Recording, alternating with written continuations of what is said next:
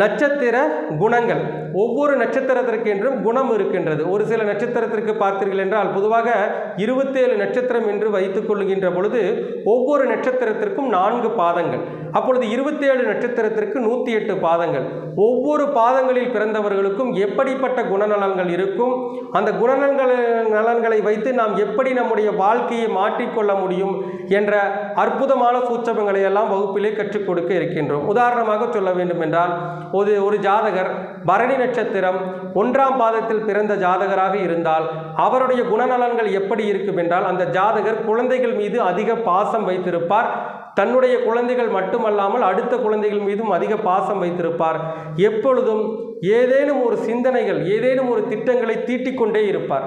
இப்படி ஒவ்வொரு நட்சத்திர பாதத்திற்கும் குணங்கள் இருக்கின்றது. அந்த குணங்களை அறிந்து அந்த ஜாதகரை எப்படி நல்வழிப்படுத்துவது போன்ற விஷயங்கள் அடங்கிய அந்த நட்சத்திர குணம்